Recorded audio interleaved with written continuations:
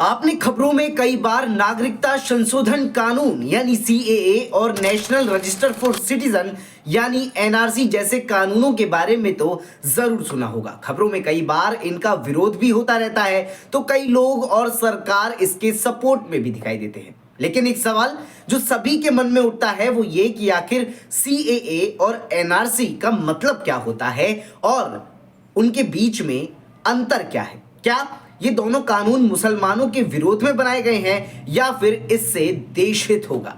आज हम आपको इसी संदर्भ में संपूर्ण जानकारी देने वाले हैं। लेकिन इससे पहले आप हमारी इस वीडियो को लाइक कर लीजिए, शेयर कर दीजिए, सब्सक्राइब कर दीजिए हमारे चैनल मोजो पत्रकार को, जिससे आपको और भी नोटिफिकेशन टाइम टू टाइम मिलती रहे। नमस्कार, स्वागत है आपका मोजो पत्रकार में। मैं हूं आपके साथ उद्देश्य मंगल।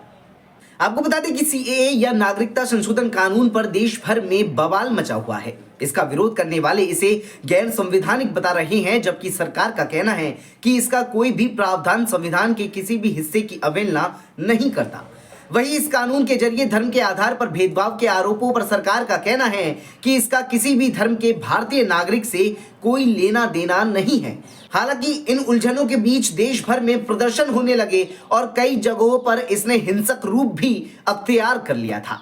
दरअसल कई प्रदर्शनकारियों को लगता है कि इस कानून से उनकी भारतीय नागरिकता छिन जाएगी, जबकि सरकार ने कई बार कहा है कि ये कानून नागरिकता देने के लिए है, ना कि नागरिकता छीनने के लिए।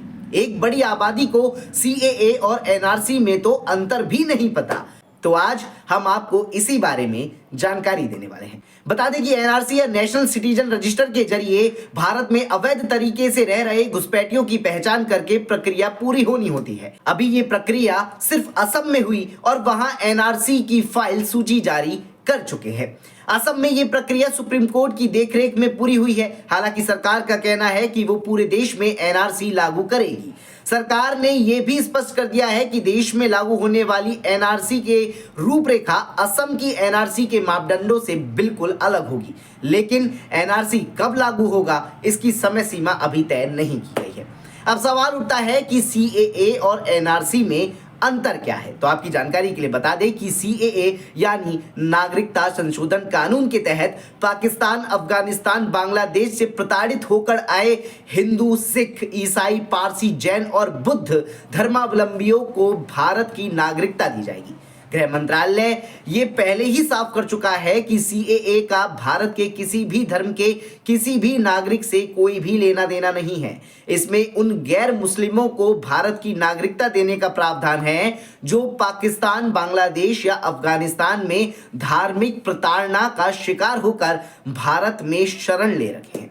कानून के मुताबिक 31 दिसंबर 2014 तक भारत आ गए इन तीनों देशों के प्रताड़ित धार्मिक अल्पसंख्यकों को भारत की नागरिकता दी जाएगी। वहीं national register of citizen bill यानी एनआरसी एक रजिस्टर है जिसमें भारत में रह रहे सभी वैध नागरिकों का रिकॉर्ड रखा जाएगा। बता दें कि एनआरसी की शुरुआत 2013 में सुप्रीम कोर्ट की देखरेख में असम में हुई थी। फिलहाल ये असम के अलावा किसी अन्य राज्य में लागू नहीं है। एनआरसी के तहत भारत की नागरिकता साबित करने के लिए किसी व्यक्ति को यह साबित करना होगा कि उसके पूर्वज 24 मार्च 1971 से पहले भारत आ गए थे। बता दें कि अवैध बांग्लादेशियों को निकालने के लिए इसे पहले असम में लागू किया गया है।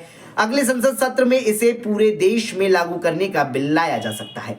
पूरे भारत में लागू करने के लिए इसके लिए अलग जरूरतें और मसौदा होगा। बता दें कि भारत का वैध नागरिक साबित होने के लिए एक व्यक्ति के पास रिफ्यूजी रजिस्ट्रेशन, आधार कार्ड, जन्म का certificate, LIC policy, citizenship certificate, passport, सरकार के द्वारा जारी किया गया लाइसेंस या सर्टिफिकेट, इनमें से कोई एक होना चाहिए। अगर कोई व्यक्ति एनआरसी में शामिल नहीं होता है तो उसे डिटेंशन सेंटर में ले जाया जाएगा, जैसा कि असम में किया गया है।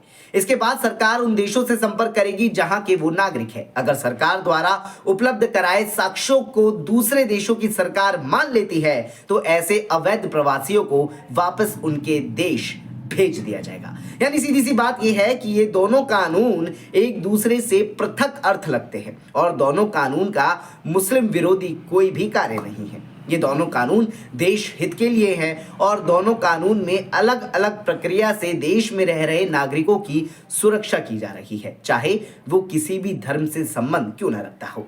तो ये है CAA और NRC का मतलब और इसके बीच का अंतर। खैर, आपको ये समस्त जानकारी कैसी लगी, अपना जवाब हमारे कमेंट बॉक्स में जरूर दीजिएगा। बने रहिए मोजो पत्रकार के साथ। नमस्कार।